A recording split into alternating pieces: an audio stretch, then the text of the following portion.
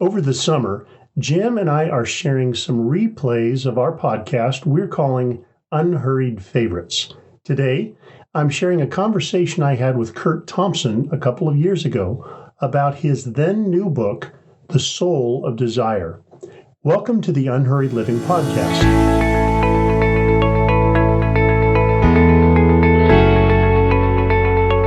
Did you know that you could join a community of listeners to this podcast who are hungry to grow deeper in the unhurried way of Jesus? There's nothing quite like having a group of like-minded friends with whom to share the journey.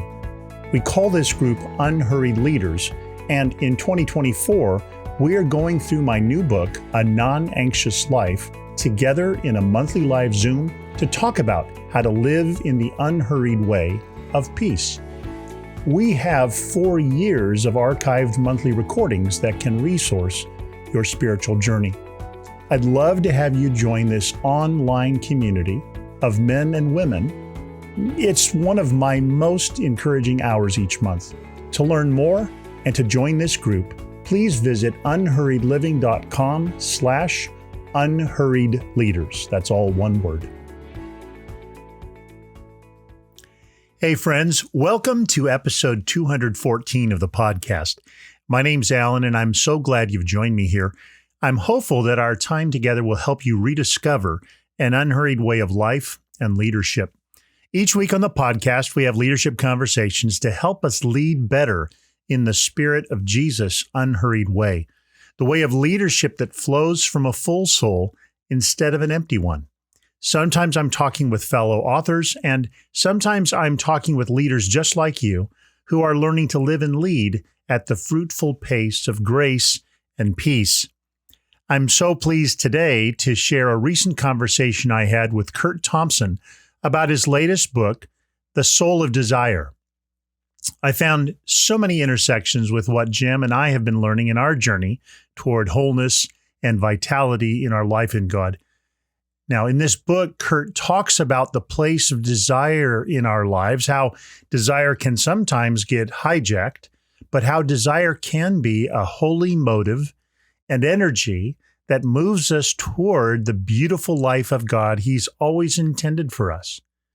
Curt Thompson is a board-certified psychiatrist and the founder of Being Known, an organization that develops resources for hope and healing at the intersection of neuroscience and Christian spiritual formation. In addition to The Soul of Desire, he's also the author of The Soul of Shame and Anatomy of the Soul. He's actively engaged in learning and teaching as he supervises clinical employees and facilitates ongoing education groups for patients and colleagues. He also speaks frequently on the topic at workshops, conferences, and retreats. Now, if you're a new listener, welcome to the podcast. If you find these episodes helpful, would you please follow, rate, and review, and be sure to share this podcast with your friends.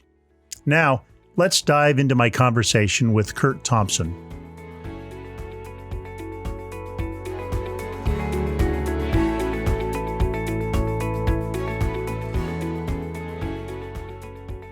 On today's Unhurried Living podcast, I'm pleased to have Curt Thompson, author of The Soul of Desire. Curt, thanks so much for taking time for this conversation. Alan, thanks so much for having me. It's a joy and a pleasure to be with you. I'm looking forward to it. Well, I always enjoy starting a conversation about a book by asking if you could just tell a little bit of the story of how this particular book came to be.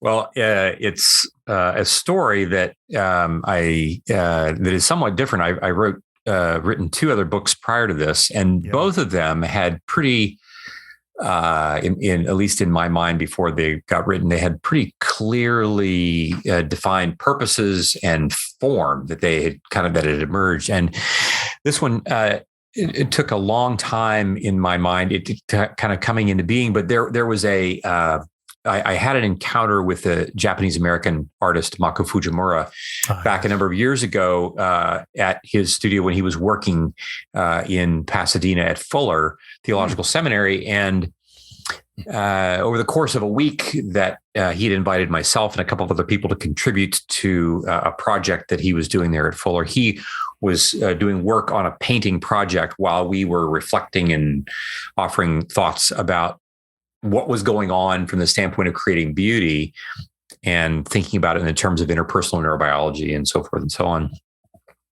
And out of that week was generated this notion of what is it like for us to begin to, first of all, pay attention to who we are as people of desire, great longing. When people who are coming to my office, people who are making things, people, whatever it is, one of the things that got generated out of this longing for creating an artistic expression is this way in which we want to make things. And that notion of longing, not just I long as a newborn longs for the mother's milk or longs to be clothed and warm and secure, but also this eventually leads to this desire to make things. Like this is the other thing that happens in child development. Somewhere between 2 and 3 years of age, they start making stuff and they bring it into your kitchen and they want you to put it up on the refrigerator and charge the neighbors money to come in and look at it. And you don't have to teach them to do this. The kids want it. They want to make things. And this really began to strike me, this notion that so much of our world is lives with a mindset of how it is that I'm going to navigate my day as a series of problems that I have to solve. Oh.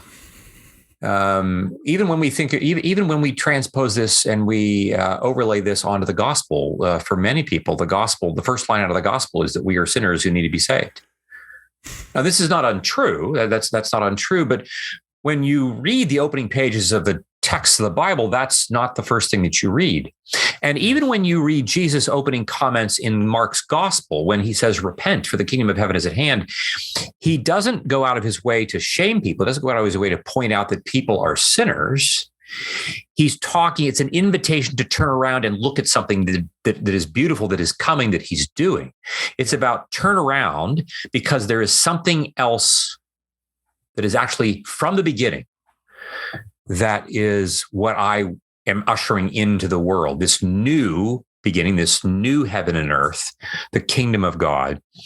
As it turns out, we like to say that it's best that when we talk about who we are as people, that we begin at the beginning. And that begins in Genesis chapter 1, where we see the writers describe for us God as creator. And then he says, we're going to make humankind in our image. And so we are made as makers of beauty in the same way that God is.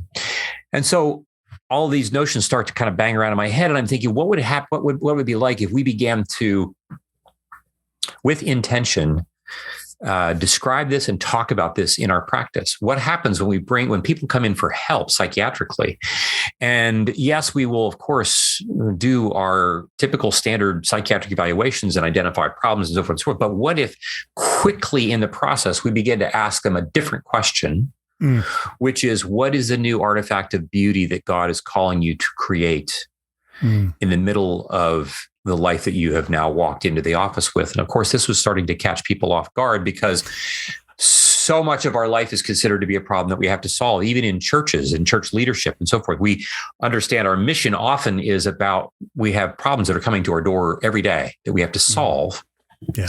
And it's difficult for us to practice imagining that my mission in the world, when I leave my house and walk off my front porch every morning, the question is, what is God preparing for me to make today? What artifact of beauty? And moreover, where and how is that artifact of beauty going to emerge, particularly in those places that I would least expect them to emerge, in the places that are often most traumatic, most painful, most disintegrating?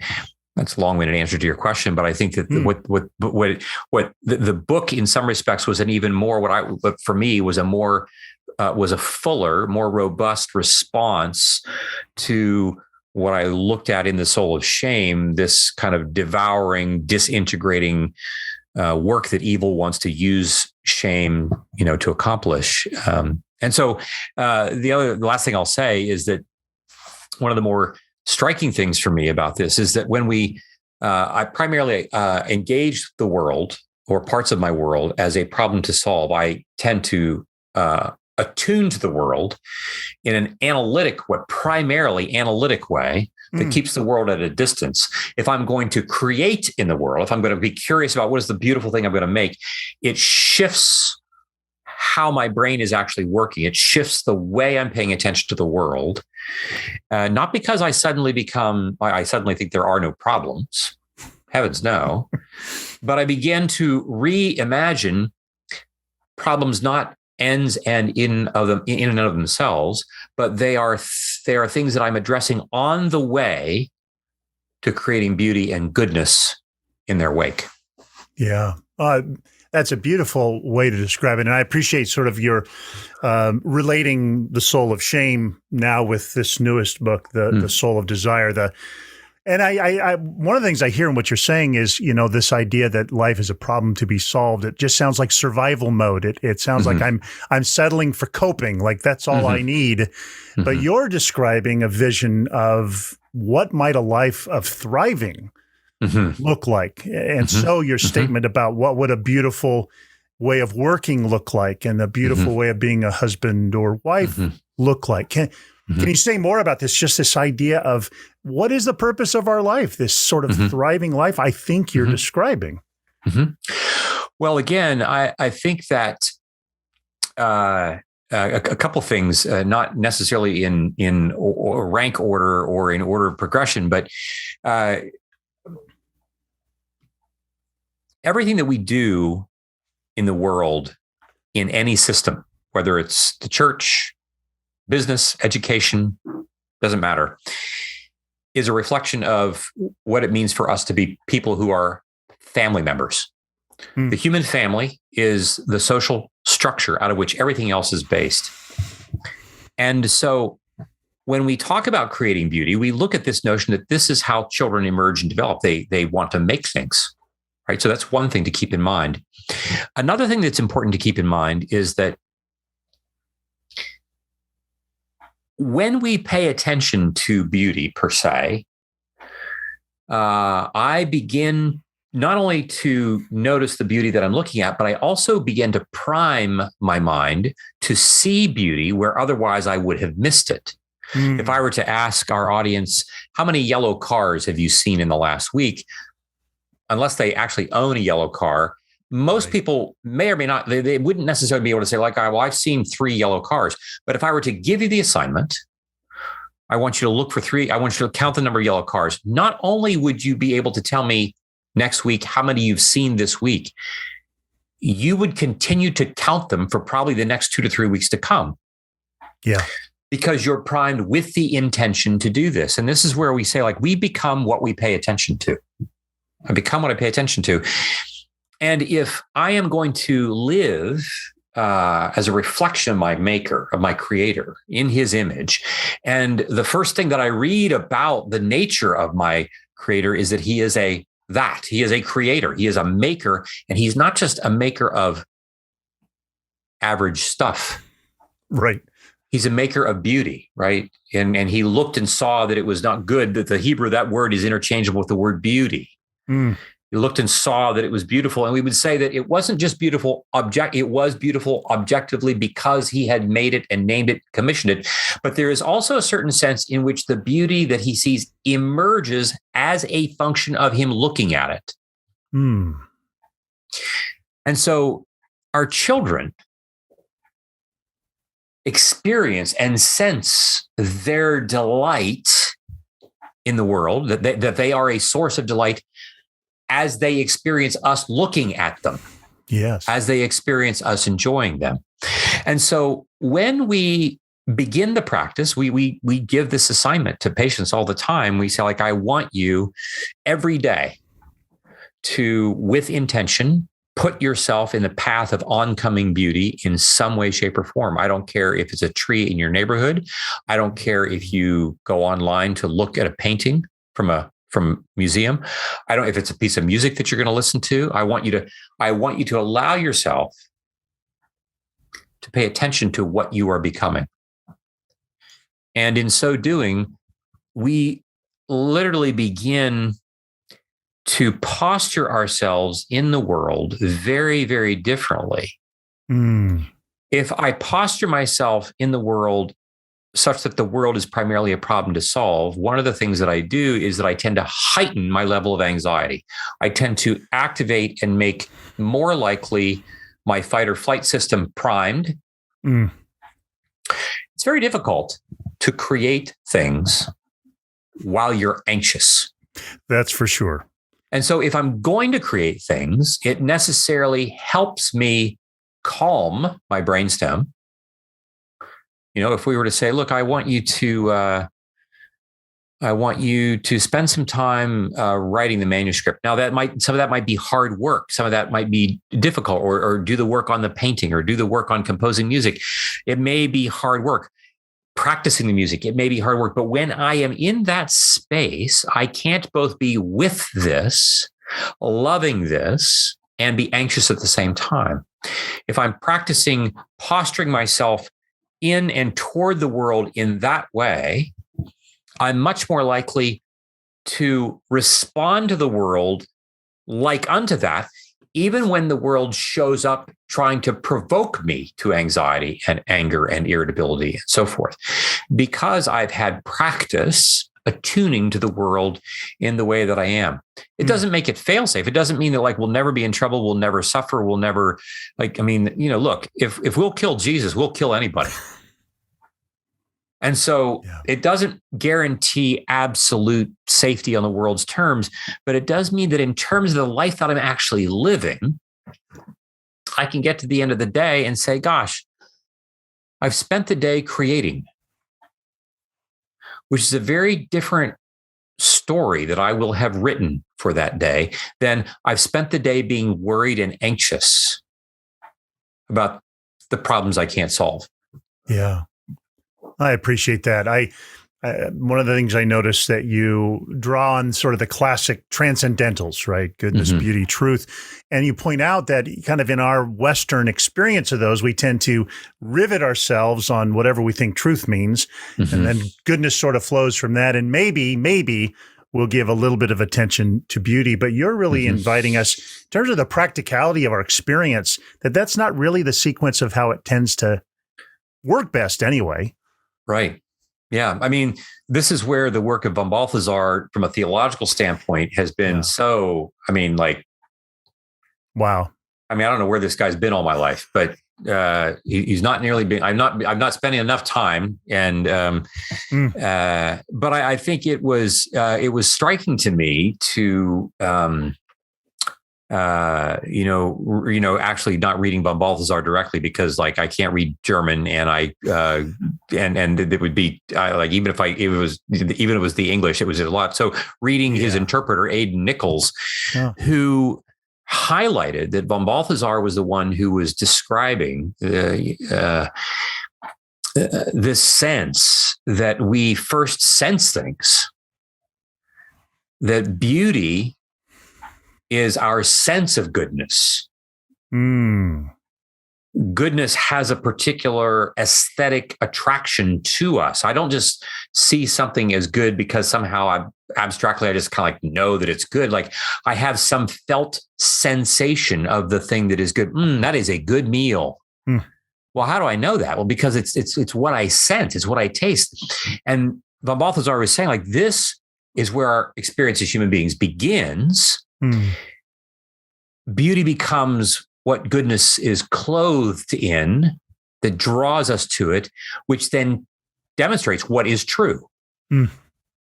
And what was so striking to me about this theological description and philosophical description of the way the world is so consonant with and in lockstep with this notion of how we, in shorthand, like to talk about how the mind tends to operate bottom to top and right to left. First, we sense, and then we make sense of what we sense. We are perceiving things that we are sensing in a whole conglomerate set of ways.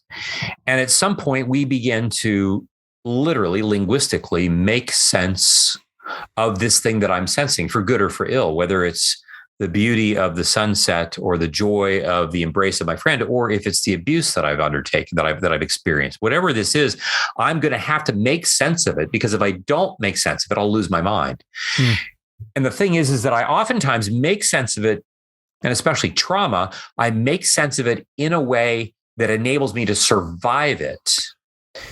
But this is where we get this awareness that trauma not only shatters my sense of self, but it also interferes with a proper way for me to perceive what has actually happened to me. Yeah.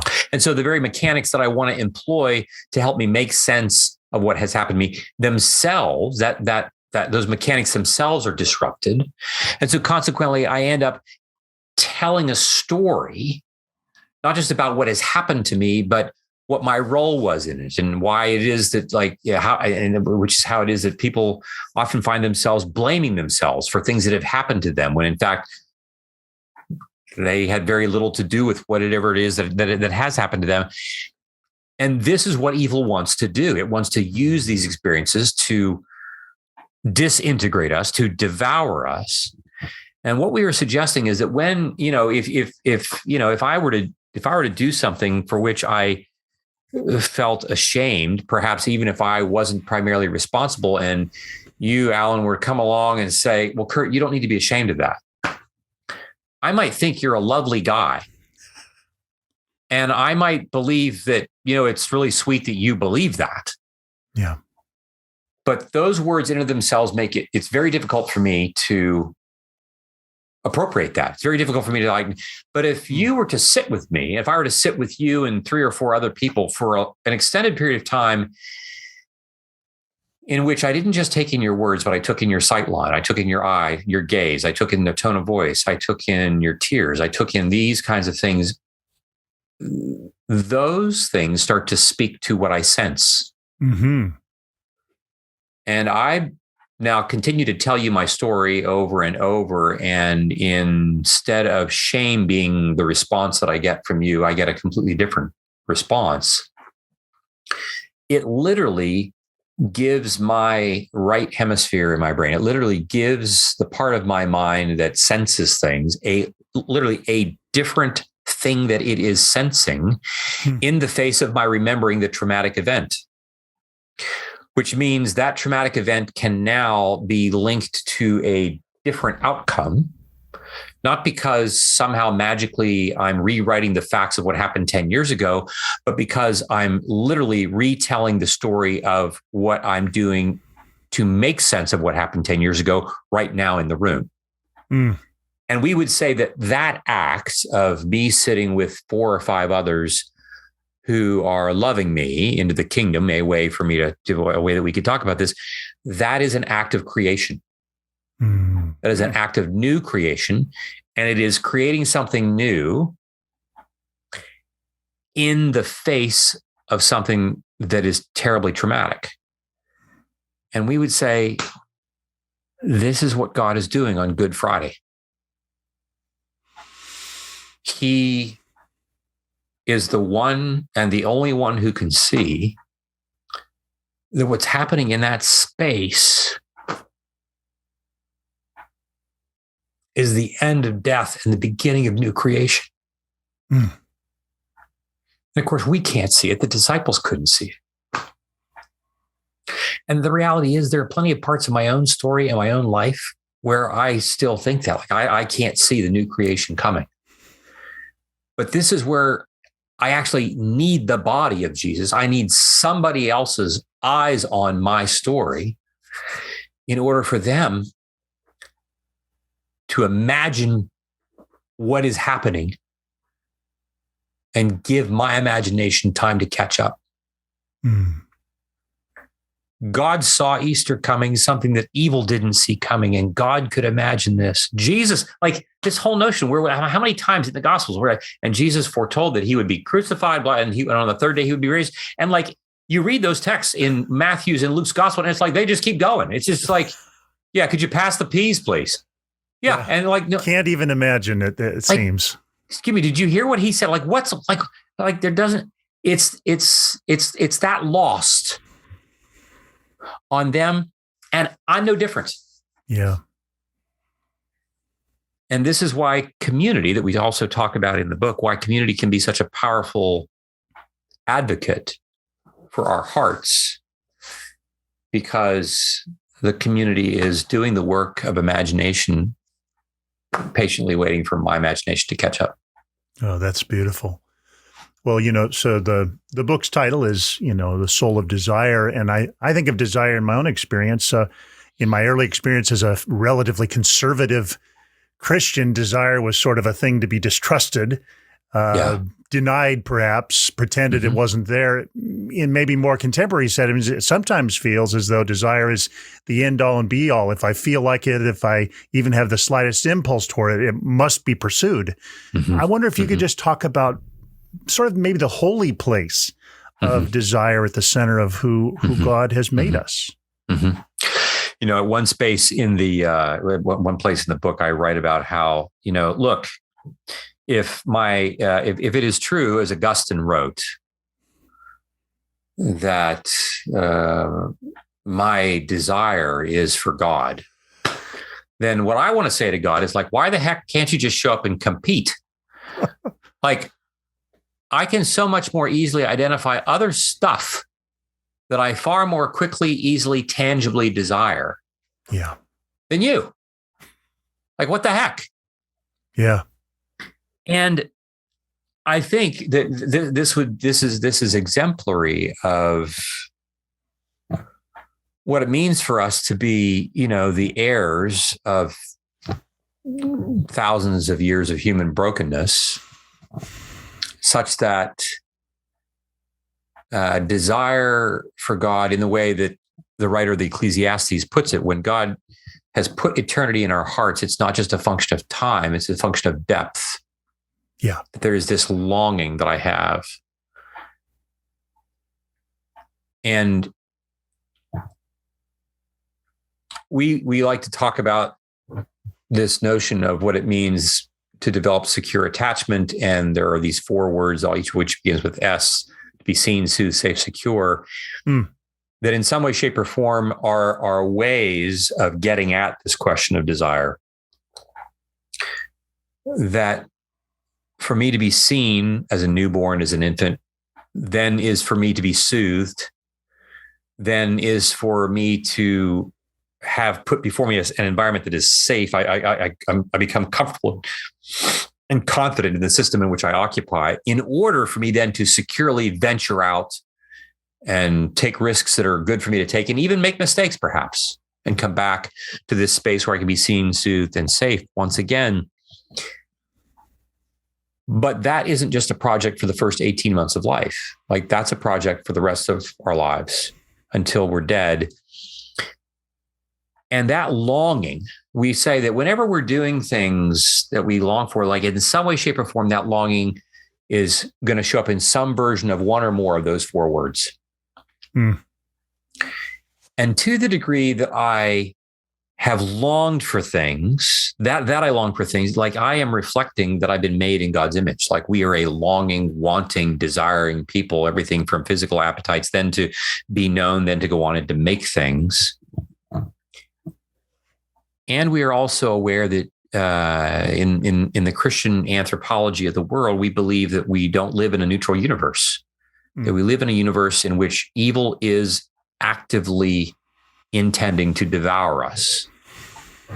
And as such, we are, it's parasitic. It latches on to those things that are beautiful and good and true, like desire, and turns it in a direction in which my desire is transformed into devouring. Yeah. And so it makes sense that I have to be aware of how my desire is both beautiful and can easily be hijacked.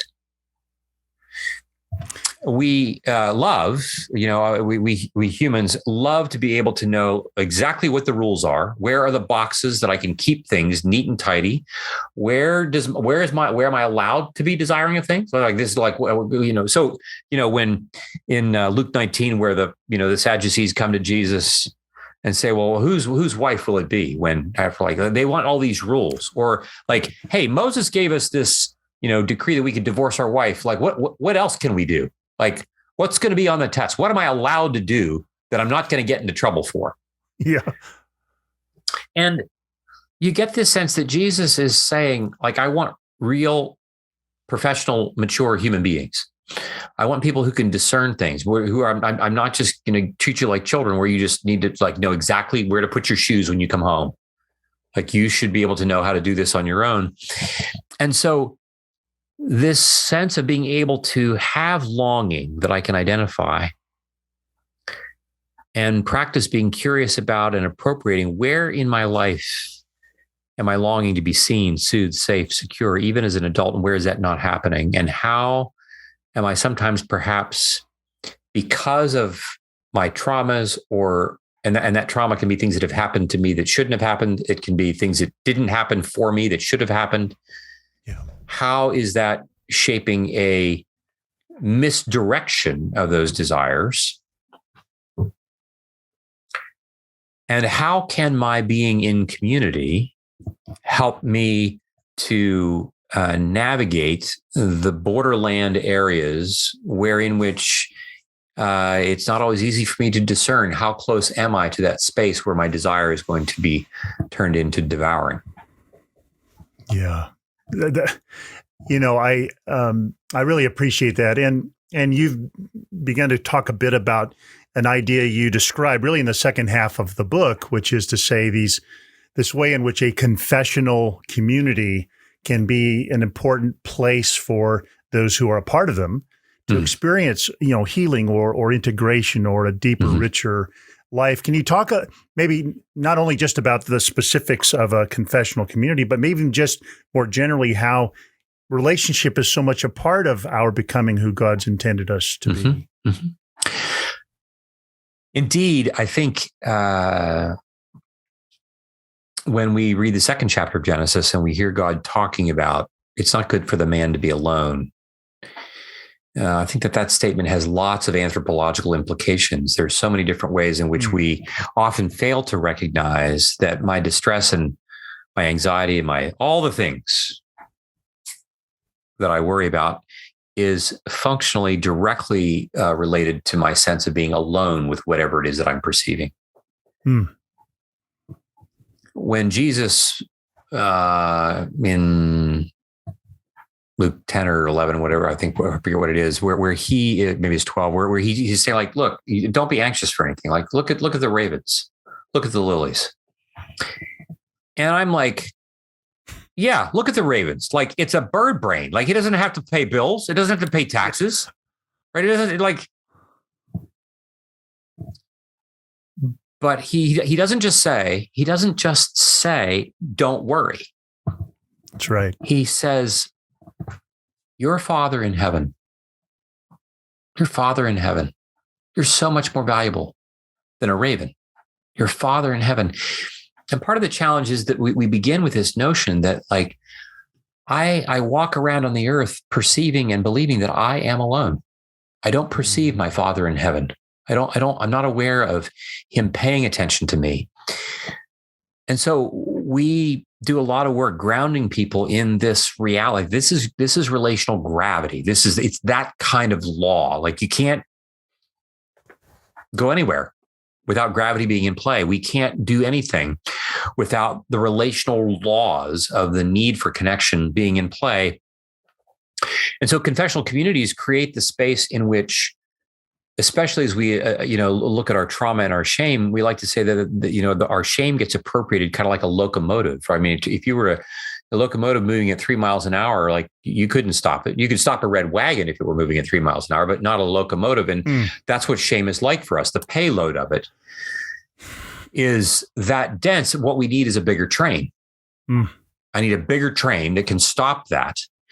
And that bigger train is community. I need other people's minds in the room that I can borrow from. I need other literally mass effect that I can pay attention to, that doesn't just give me more information, doesn't make me smarter.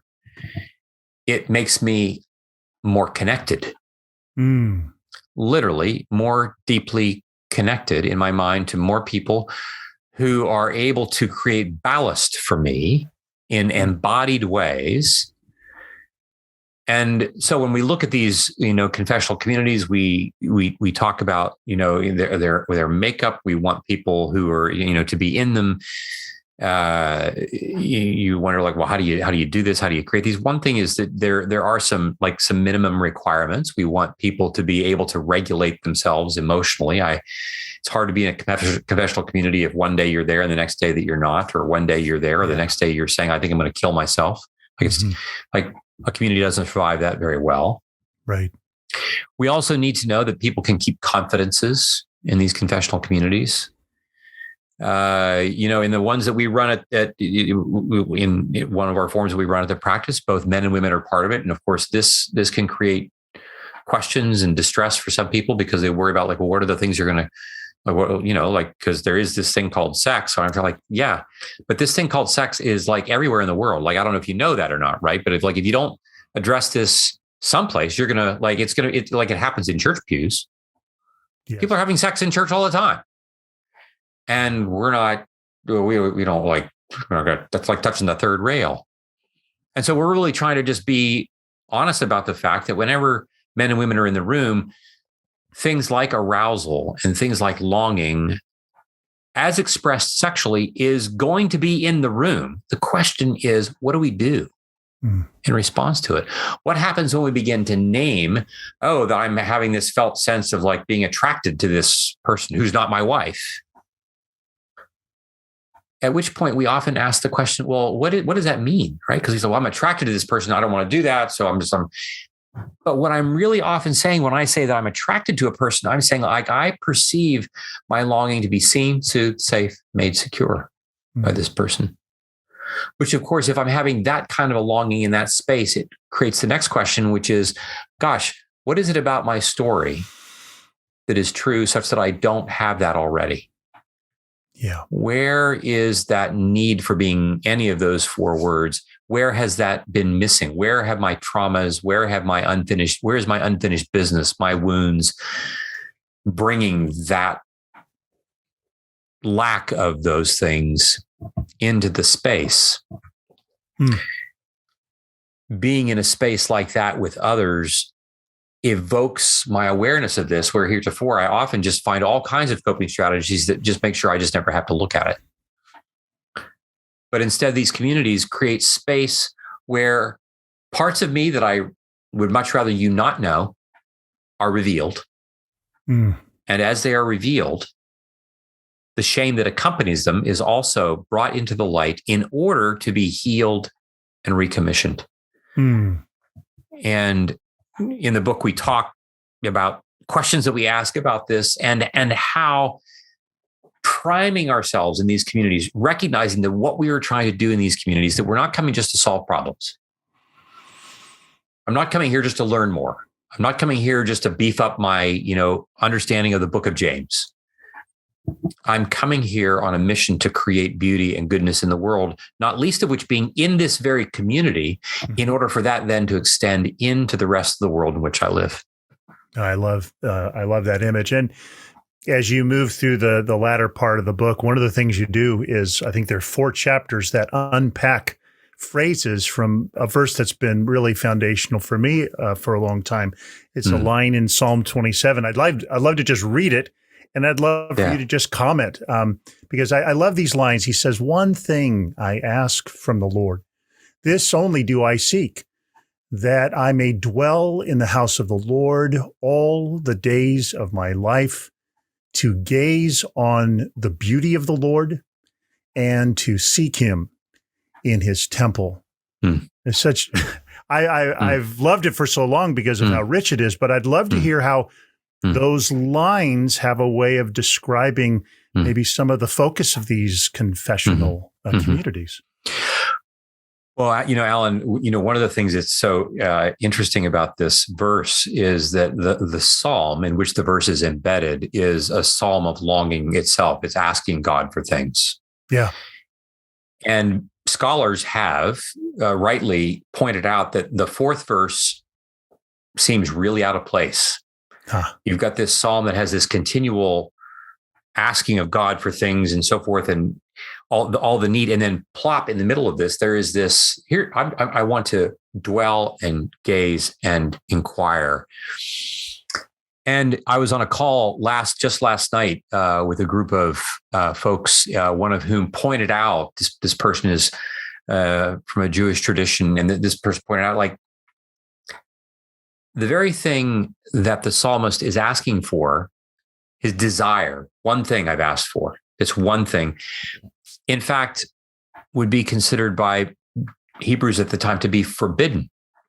Right? You don't you don't get to dwell in the temple. That's only for priests and only in certain times, right? There's a certain, and yet David is, this is a cat who has no guile, and he has no hesitation in telling God what he wants, which I think this verse, as we were saying earlier, there are all kinds of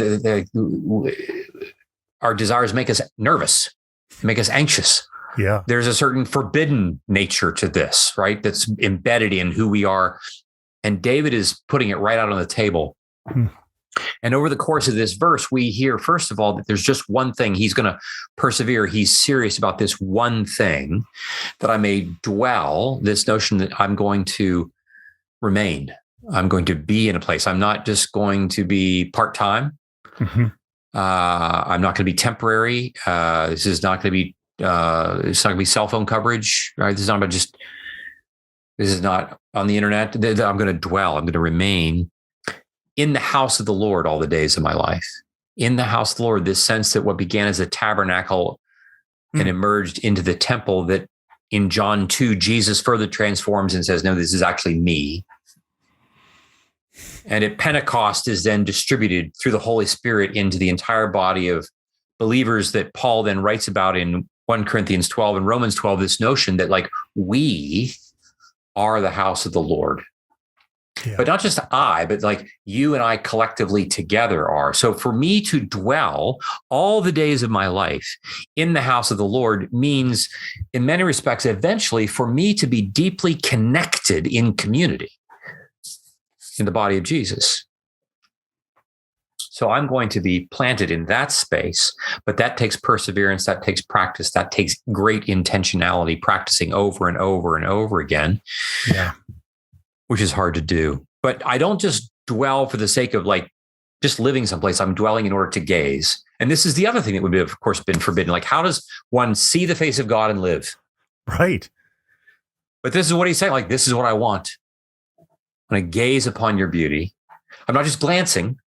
I'm putting on my sunglasses, my Ray-Bans, and just like, no, I'm going to gaze. But when we see this notion of gazing in light of the Gospels, when we imagine the early church and its memory of gazing upon Jesus, that the glory of the Lord, when Jesus says to God in John's Gospel, glorify your Son as I have glorified you, this, to glorify him was to be captured on Good Friday. Like that doesn't make any sense to us. That's it. Yes, of course, I can look upon a beautiful sunset. I can look upon a Van Gogh. I can listen to Beethoven's Ninth Symphony. Like, I can gaze and be immersed and dwell in things that are easily and obviously beautiful. Mm-hmm. But the Christian story is one in which God is even transforming what we imagine beauty to be and out of where it can come. Yeah. And so to gaze upon the part of me that I like might not be that difficult, but for me to reveal the part of me that I hate the most and to allow you to gaze upon that, that's a horse of a completely different color. Oh, yeah. And I'm inviting the reader to consider that gazing there is a beauty in allowing myself to be seen in that way because of what is coming behind it. That when Jesus is gazed upon by the Father at his crucifixion, God is already looking 2 days hence and seeing Easter coming, something that evil doesn't see coming. And as long as we are able to gaze and be gazed upon, it creates the space in which I can now allow myself to inquire of the Lord. I can ask him for things. I can ask him about things. when Jesus says repeatedly in the Gospels, unless you change and become like little children, you can't enter the kingdom of heaven. He's not just saying, unless you become like this, I won't let you in. He's saying like, no, like it's just not going to work for you. Right. And what did children do? They have no hesitation in asking any and every question that come into their mind. Mm-hmm. And Jesus is saying, this is what it is like to be in the kingdom. And then we explore these 4 questions of where are you from Genesis 3. These are the questions that we repeatedly return to in this confessional community. Where are you? The second question being from John 1:38, the first words of Jesus recorded in John's gospel. What do you want? Mm-hmm. That's a question we could spend a lot of time talking about. What do you want? Makes me nervous too, because like I want to know what the right answer is. Or maybe I don't even know because I've been burying my desire for such a long time. What do you want? Can you drink the cup? This is Matthew 20, where he speaks to John and James, who've said that we'd like to be on your right and your left when you come into your kingdom. And he says, you don't really even know what you're asking. Can you drink the cup? Acknowledging that if we're going to live into this life of dwelling and gazing and inquiring, that we are going to have to encounter and address our suffering. That suffering is part of the deal. And in fact, when Jesus says in Matthew 19, suffer the children to come unto me. This notion that like the disciples didn't really want those parts of their, like they had work to do. They wanted to get on with it. Like people bringing their kids, like this is not necessary. Right. And in the same way, we each have parts of our own developmental stories where our wounds have taken place, where we have gotten stuck developmentally. And I don't want them coming into the room either. Yeah. And so when Jesus says no, suffer them to come, there is a certain acknowledgement that to do this, to do the work of regeneration, to do the work of new creation, like crucifixion is the way we go. Like it's not pick up your Tesla and follow me. It's pick up your cross. Yeah. And I don't really like that language. I don't like it. And I would much rather it be very different. But it's a question that he asks, can you drink the cup? And am I then able to enter into that? And then asking the question, do you love me? When he asked Peter in John 21, Jesus doesn't ever stop turning stones over, coming for Peter in his residual shame for what had happened 6 weeks earlier or however long it had been. And now we become also agents of turning shame's stones over where our shame is hidden in order for us to be recommissioned for the work of beauty and goodness that had been prepared for us before the foundation of the world. Jesus doesn't just ask Peter this question. He then commissions him and says, like, I want you to feed my sheep. I have work for you to do. And I'm asking you, we're pursuing, like we're looking for where shame is hiding out, not to shame you, but to heal it in order for you to no longer have to be burning energy containing that, so that that energy can now be directed to me. Pay attention to me and the work that I have for you to do, the beauty and goodness that I have for you with me and with others to create in the world. No, that's sounds so inviting, and I appreciate how you put that into words for us. I wonder, as we close our conversation, if you would be willing just to maybe share a word of invitation or encouragement to the listener who's hearing what you're sharing and saying, there's something in this for me. There's something I'm recognizing my own need for, but maybe I'm afraid. Maybe I'm reluctant. Maybe I feel maybe that's for everybody else. I'm not sure that's for me. Can you just share a word or two as we close? Yeah. Alan, I would say, first of all, life is hard. And we, for our listeners who are hearing this and who are, who have the faint sense of hope, but who also worry, but who also are tempted to not believe this because it's too risky, it's too hard, it's too confusing, it's too vulnerable. I would say to you, like, I get it. Yeah. I would say all those things that you sense and worry about and feel like, I would say, like, you're feeling them not because you're stupid or because you're weak or because you're a coward. I would say that you're feeling them because evil's intention is to traumatize and devour you. And it doesn't want you knowing this, let alone acting upon it. And so I would say it's really hard. It's hard to do. Yeah. It wasn't me who said narrow is the gate and few there are that pass therein. Like it's not narrow because God makes it narrow. It's narrow because to create beauty, to become beauty and goodness in the world is really, really hard to do. We would say that those things that are most durable and most beautiful in the world take a long time and a lot of effort to create. And so I have great empathy for those who find it to be difficult to take the risk of entering into this kind of a life. And at the same time, I would say in my own life and in the life of my friends and the life of the people that I've seen that are doing this work in our practice, in our confessional communities, there's nothing more glorious that you'll ever do in your life.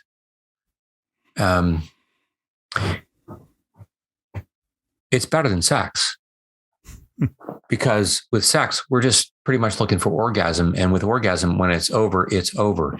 And joy that we discover in dwelling and gazing and inquiring only ever expands.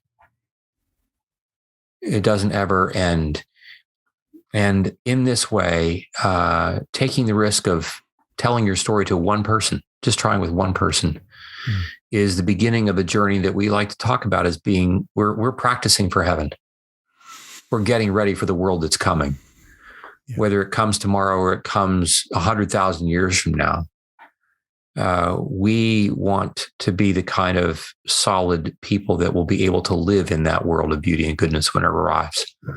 That's such a good invitation. It makes me think of the line, John in his first epistle, he says, walk in the light as God's in the light. We maybe imagine light is shaming and exposing, but the light of God, it's a light of mercy, grace, a kind and good and gracious and gentle light. And that is indeed inviting. Well, again, today our guest has been Curt Thompson, and we've been talking about his book, The Soul of Desire. Curt, thanks so much. It's been really a pleasure to talk today. Alan, thanks so much for the invitation. It's been a real joy to be with you. Thank you. You've been listening to the Unhurried Living podcast. Join me next time to learn more about following the genius of Jesus' unhurried way of life and leadership.